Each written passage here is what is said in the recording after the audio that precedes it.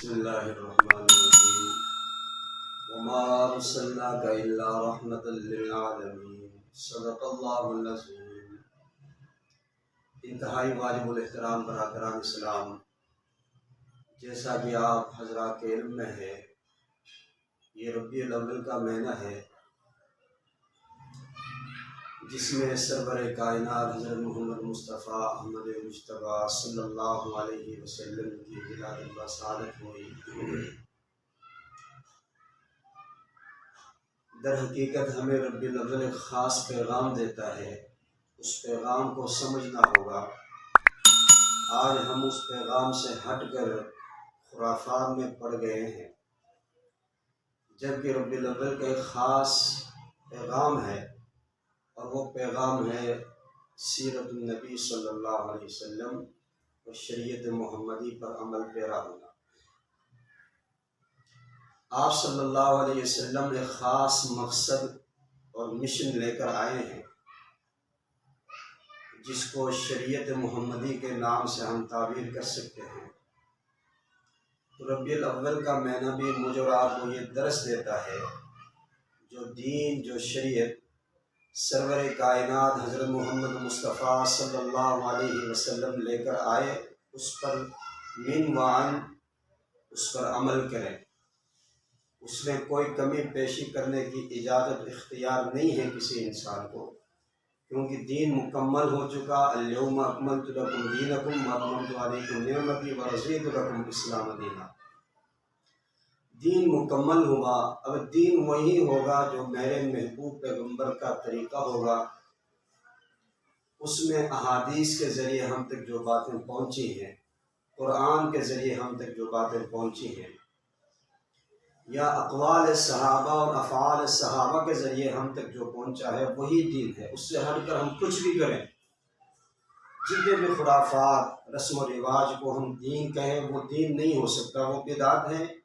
کل بدعت ضلالہ، اور ہر بدعت انسان کو گمراہی کی طرف لے کر جاتی ہے۔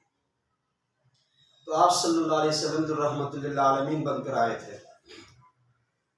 آج ہمارا معاشرہ ظلم اور ستم کا ایک بازار گرم ہے ہمارے معاشرے کے اندر، یہاں تک کہ پڑوس اور محلے والے کی چھوڑی اپنے گھر کے اندر ظلم اور جبر ہو رہا۔ جب تو میرے نبی رحمت بن کر آئے ہیں، اور آپ صلی اللہ علیہ وسلم ایک دین لے کر آئے تھے، اور جس دین کے بارے میں فرمایا یا ایھا الذین آمنوا ادخلوا فی السلم کافہ، اے ایمان والو مکمل طور پہ اسلام میں داخل ہو جاؤ۔